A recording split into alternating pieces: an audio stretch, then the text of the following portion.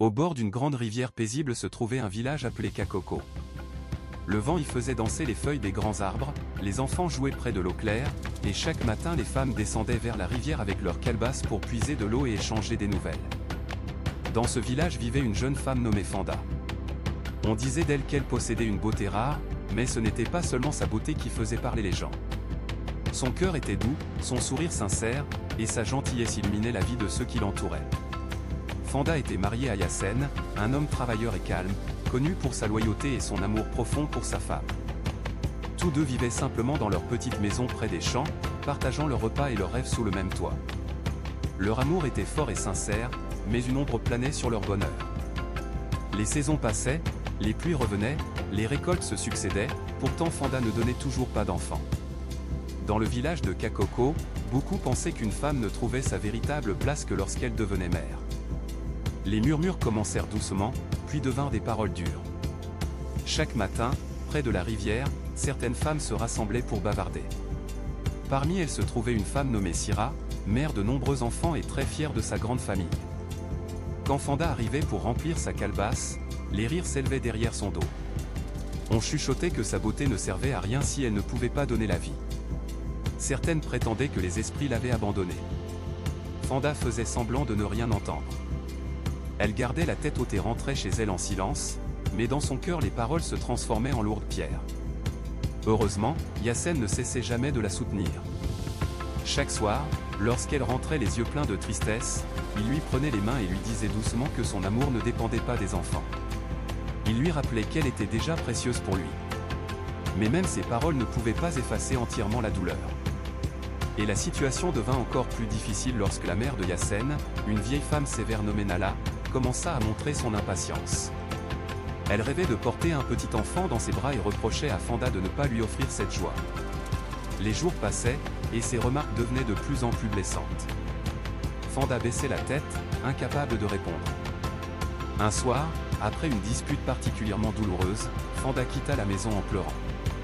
Elle marcha longtemps, s'éloignant du village Kakoko, traversant les hautes herbes et les sentiers étroits de la forêt. Le soleil disparaissait lentement derrière les arbres lorsque ses pas la conduisirent devant un immense arbre ancien.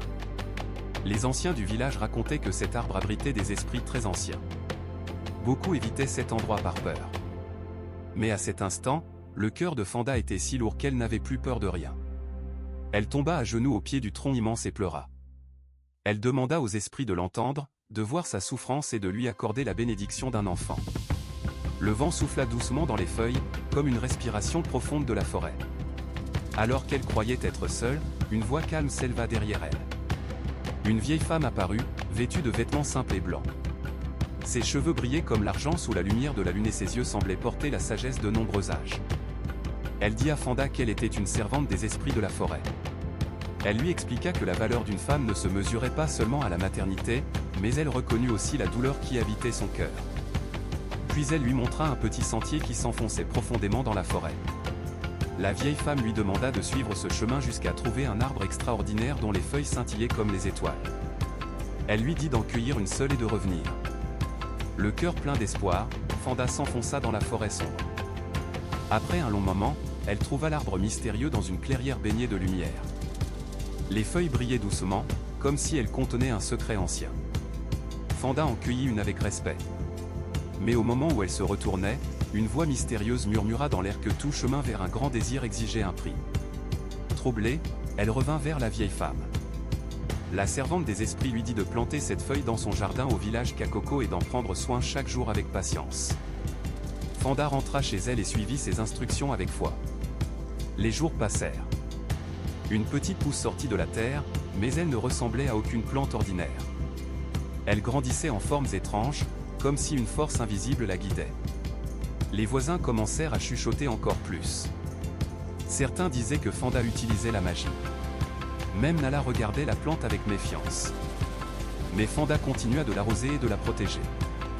Un jour, la plante se mit à briller d'une lumière dorée. Au milieu de ses branches apparut un fruit lumineux, semblable à une petite sphère d'or. Cette nuit-là, la vieille femme apparut de nouveau dans les rêves de Fanda.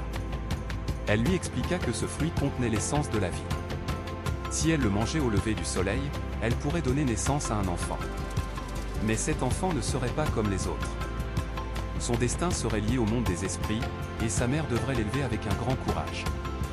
Le matin venu, Fanda prit le fruit avec des mains tremblantes.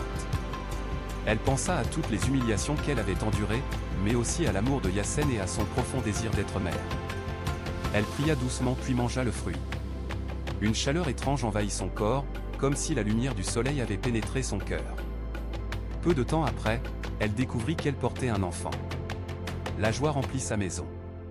Yassen fut bouleversé de bonheur, et même la vieille Nala devint plus douce. Les habitants de Kakoko furent stupéfaits. La femme dont ils s'étaient moqués attendait enfin un enfant. Lorsque l'enfant naquit, il était magnifique. On lui donna le nom de Kafolo. Dès ses premiers jours, il semblait différent. Ses yeux brillaient d'une lumière particulière. Les animaux s'approchaient de lui sans crainte. Le vent se calmait lorsqu'il riait. Les fleurs semblaient s'ouvrir sur son passage. Les habitants commencèrent à murmurer que cet enfant était protégé par les esprits. Fanda aimait son fils plus que tout, mais elle n'oublia jamais les paroles de la vieille femme. Les années passèrent et les dons de Kafolo devinrent encore plus évidents. Il guérissait les malades en posant simplement ses mains sur eux, parlait aux animaux et semblait comprendre les secrets de la nature. Un jour, alors que Kafolo était devenu un jeune homme, il s'approcha de sa mère avec un regard sérieux. Il lui dit que les esprits l'appelaient. Depuis longtemps, ils apparaissaient dans ses rêves et lui demandaient de venir auprès du grand arbre de la forêt. Fanda sentit son cœur se serrer, mais elle savait que ce moment finirait par arriver. Elle prit son fils dans ses bras, les larmes aux yeux, mais aussi avec une grande fierté. Lorsque le soleil se coucha derrière les collines entourant Kakoko, Kafolo se dirigea vers la forêt. Fanda le regarda partir, partagé entre la tristesse et la fierté. Elle comprit alors que l'amour d'une mère ne consiste pas seulement à garder son enfant près d'elle, mais aussi à lui permettre de suivre le chemin que le destin lui a préparé. Depuis ce jour, les habitants de Kakoko racontent encore l'histoire de Fanda et de son fils né de la magie de la forêt. Ils disent que la patience, la foi et la bonté peuvent transformer les moqueries en miracles, et que les bénédictions les plus grandes arrivent parfois après les épreuves les plus douloureuses.